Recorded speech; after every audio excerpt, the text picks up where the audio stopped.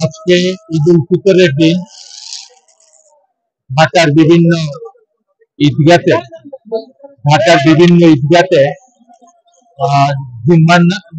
ঈদের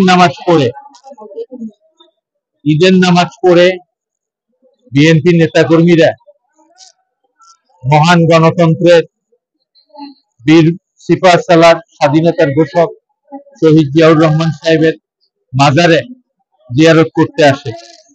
আমি জাতীয় ঈদগাতে নামাজের পর এখানে সমবেত হয়েছি।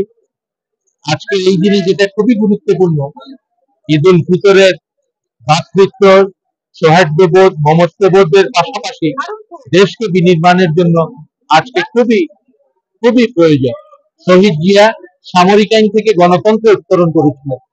আজকে এই গণতন্ত্রের লড়াইটা এখনো চলছে এবং বর্তমান সরকার যে গণতন্ত্রের জন্য যুদ্ধ হয়েছে, সংগ্রাম হয়েছে, হাসিনা পালিয়ে গেছে, সেই গণতন্ত্র এবং নির্বাচন প্রতিষ্ঠার জন্য বর্তমান অন্তর্বর্তীকালীন সরকারের নানা রকম তালবাহানা দেখতে পাচ্ছি।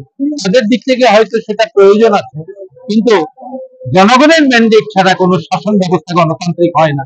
সেক্ষেত্রে আজকের এই পবিত্র ঈদের দিনে আমাদের শহীদ জিয়ার মাজারে শপথ নিয়ে এই প্রতিজ্ঞা হওয়া উচিত, দেশের গণতন্ত্রের জন্য আমরা পুনর্বার যুদ্ধ করব। যদি সরকার গণতন্ত্র না দিতে চায়, নির্বাচন না দিতে চায়, তাহলে আমরা তার বিরুদ্ধে সংগ্রাম করতে বদ্ধপরিকর।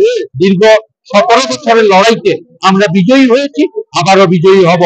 মুক্তিযুদ্ধ, গণতান্ত্রিক আন্দোলন এবং 5 আগস্টের এই আন্দোলনের পূর্বাপর যারা শহীদ হয়েছেন তাদের মাগফিরাত কামনা করছি, যারা আহত হয়েছেন তাদের সুস্থতা কামনা করছি।